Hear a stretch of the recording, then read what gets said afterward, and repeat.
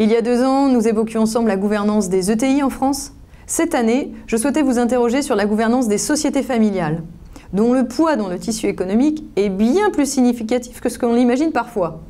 Vous qui les connaissez bien, pouvez-vous nous faire un tour d'horizon sur les sociétés familiales ?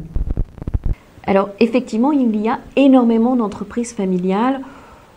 Vous avez certainement entendu parler d'entreprises familiales parmi les grands groupes comme LVMH, Bolloré, parmi les cotés. On parle d'Auchan, du groupe Mullier dans les non-cotés. Ça, c'est pour les plus médiatiques. Mais en fait, parmi les ETI, vous savez qu'on a environ 5000 ETI en France, l'essentiel des ETI sont des entreprises dites familiales ou patrimoniales, c'est-à-dire qu'elles sont détenues par une famille ou plusieurs branches de famille et elles peuvent avoir plusieurs actionnaires, plusieurs dizaines, plusieurs centaines, suivant qu'on est à la première, deuxième, troisième génération. Et de la même façon, en ce qui concerne les PME, on a énormément d'entreprises familiales qui sont encore détenues par les fondateurs. Donc, oui, la majorité en fait des entreprises en France sont des entreprises familiales, mais évidemment beaucoup plus dans le tissu des PME et des ETI. Merci de ce tour d'horizon, Dominique. Pouvez-vous nous dire maintenant ce qui, selon vous, caractérise ces sociétés familiales en termes de gouvernance d'entreprise ? Une spécificité vraiment particulière des entreprises familiales, c'est que son fondateur est souvent donc originaire de la famille, et dans les sujets de transmission, le PDG, autant que faire se peut, l'entreprise familiale va toujours chercher à regarder si le dirigeant peut rester dans la famille, ce qui n'est pas forcément toujours le cas. Mais une des spécificités, c'est la relation au temps. La relation au temps, c'est que très souvent, le PDG d'une entreprise familiale va rester aux manettes 15, 20, 30 ans, ce qui est beaucoup plus long que ce que vous allez voir dans un groupe coté au CAC 40. Et l'actionnariat, c'est-à-dire la famille, va être ce qu'on appelle un actionnariat dit patient, un actionnariat qui investit sur le long terme, puisqu'on en est dans un schéma de transmission de l'outil industriel, où la notion de valeur de la famille, de valeur incarnée par le dirigeant, de valeur humaine sont fondamentales.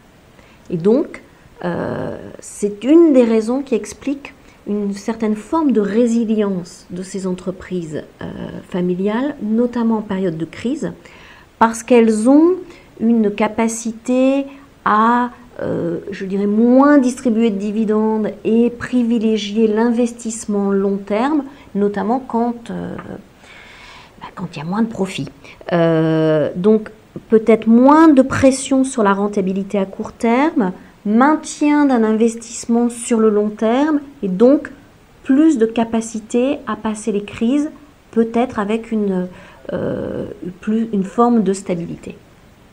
Vous venez d'évoquer la bonne résilience des sociétés familiales, en particulier en période de crise et notamment du fait de la spécificité de leur structure de gouvernance. Quels sont selon vous les enjeux de gouvernance des sociétés familiales aujourd'hui ? En quoi sont-ils spécifiques ? Il y a des enjeux qui sont tout à fait communs à toutes les entreprises. C'est l'enjeu du développement stratégique dans un monde globalisé, dans un monde plus complexe, avec l'impact de la net économie, la complexité des marchés émergents, un ralentissement de la croissance dans les émergents. Néanmoins, derrière ce sujet du développement stratégique se pose la question du financement de ce développement stratégique. Et suivant que l'entreprise va être familiale ou pas, la relation au financement, c'est-à-dire est-ce que je fais rentrer un fonds d'investissement ? Est-ce que je rentre en bourse ? Cet appétit ou cette crainte d'un partenaire financier extérieur, donc de dilution du contrôle, est beaucoup plus fort dans un environnement familial. Donc, le sujet du développement stratégique, c'est un sujet commun à toutes les ETI. Par contre, le sujet de la relation et la gestion du financement, il y a une spécificité pour les entreprises familiales. Comment je me prépare à faire rentrer un fonds dans mon capital? Comment je me prépare à rentrer en bourse? Est-ce que je le fais? Voilà. Les questions posées par la famille et dans la gouvernance ne sont pas traitées de la même façon. Deuxième sujet là qui est là encore très spécifique aux entreprises familiales, le sujet de la transmission. J'évoquais tout à l'heure le sujet de transmission de l'entreprise qui va, au niveau de l'outil industriel, chercher à rester dans le patrimoine de la famille, mais se pose aussi la question de la transmission du dirigeant.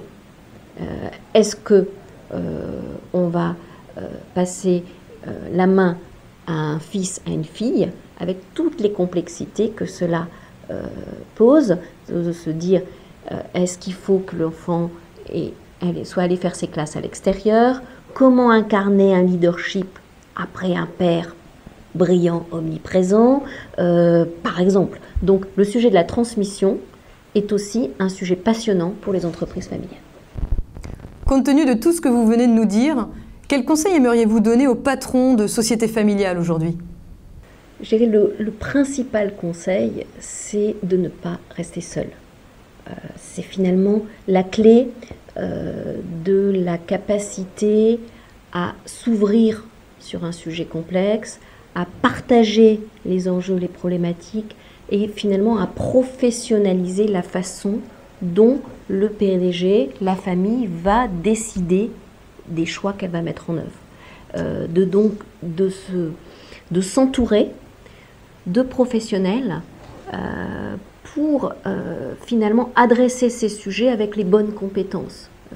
Faire entrer un fonds, ça a des conséquences, pas que de partage de pouvoir, ça a une conséquence dans la façon de travailler, dans la façon de formaliser le pilotage, dans la façon qui, d'ailleurs, souvent quand on commence à adresser ces sujets, le président se rend compte que ça n'a pas que des avantages pour l'extérieur, ça va l'amener à changer sa façon de travailler qui pourra être bénéfique pour l'entreprise elle-même.